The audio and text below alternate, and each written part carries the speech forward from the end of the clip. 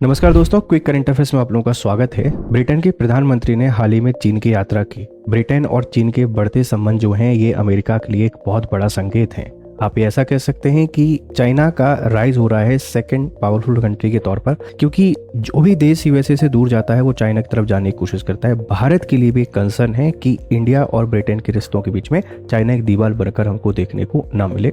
Mother of all deals के बारे में आपने बहुत सुना होगा। ये भारत और यूरोपीय यूनियन के बीच में एक ट्रेड डील साइन हुई है, जिसमें बहुत सारे ट्रेड जो डील्स हैं वो एफटीए के अंतर्गत आ गई हैं। भारत को काफ़ी फ़ायदा होगा, यूरोप को भी इसका काफ़ी फ़ायदा होगा, और यूरोप की जो डर है यूएसए से, उस डर से भी यहाँ पर इनको मुक्ति मिलने वाली है। झारखंड हाईकोर्ट का एक बहुत इंपॉर्टेंट फैसला आया है कि अगर आप शादी करने से पहले किसी से झूठ बोलते हैं, कुछ छुपाते हैं, उसको फ्रॉड माना जाएगा और उसके आधार पर शादी शून्य हो सकती है।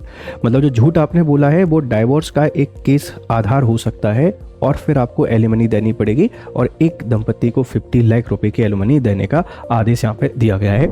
नॉर्थ कोरिया ने अपना शक्ति प्रदर्शन करते हुए जो जापान सी है वहाँ पे मिसाइल का परीक्षण किया है, मिसाइल दागी है, और यूएसए को डायरेक्ट चेतावनी दी है कि अगर आप हमारे साथ डील नहीं करते हैं तो आपके अलाई जो कंट्रीज हैं हम इन पर अटैक कर सकते हैं, इनको परेशान कर सकते हैं, ध्यान रखिएगा। और इसी के साथ में एक ग्लोबल फायर इंडेक्स जारी किया गया है, जिसमें यूएसए को पहले नंबर पर रखा गया है डिफेंस पावर में, और भारत का 4th स्थान है। दूसरे नंबर पर रसिया है, तीसरे पर चाइना है, और पाकिस्तान का स्थान 14वां हो गया है। आपसे कोई पूछ सकता है कि ग्लोबल फायर इंडेक्स में कितने देश शामिल हैं?